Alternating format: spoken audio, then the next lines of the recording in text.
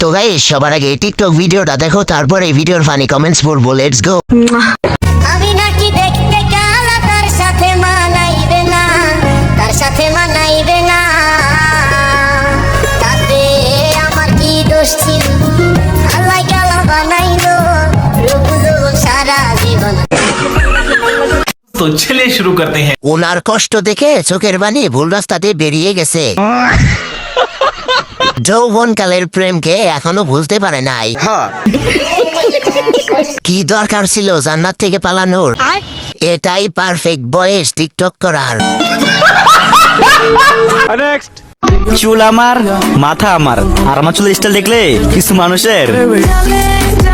तो चलिए शुरू करते हैं। আচ্ছা, অনেকটা গোরালেজের মতো লাগছে না? ভাইয়া আপনি এগিয়ে যান, ভবিষ্যতে ভাবনা যেতে পারবেন ইনশাআল্লাহ। মাথার চুল থাকলেই হবে, ব্রেনও তো থাকতে হবে। এদের ব্রেন মনে হয় ফুটকিতে। অরিজিনাল সাপড়ি।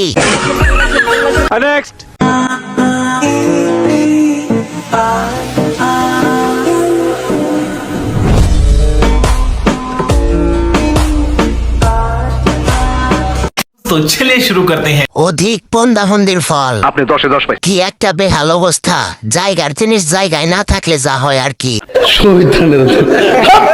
উঁচু উঁচু দুই পাহাড়, ভাগ্য তো তাহার যে করিয়াছে আহার। বহু দূরে গিয়ে যাও কিন্তু আর ফিরে এসো না। Bye bye, tata, good bye. অনেক বড় সম্পত্তির মালিক।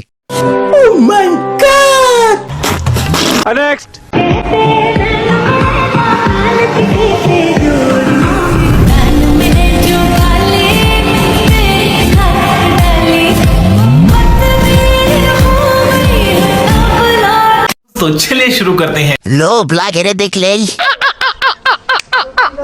ভাবির মন তো বিশাল বড় দেখছি। কপাল দো তাহার যে করিয়াছে আহার। वाह क्या सीन है।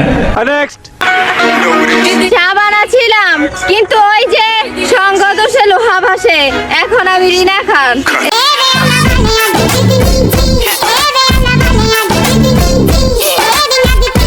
तो चलिए शुरू करते हैं। চা বানাচ্ছিলাম, চা বানাচ্ছিলাম, বাপ পাড়াচ্ছিলাম, ওই সঙ্গ দোষে লোহা বাসে, এখন আমি শাকিব খান।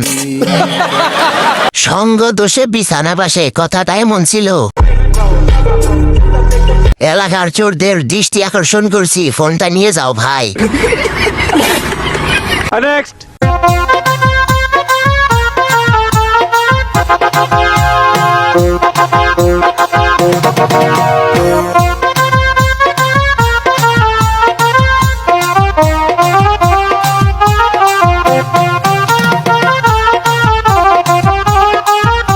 तो चलिए शुरू करते हैं। আমি তো অজু করে আসিনি, আমার কি পাপ হবে?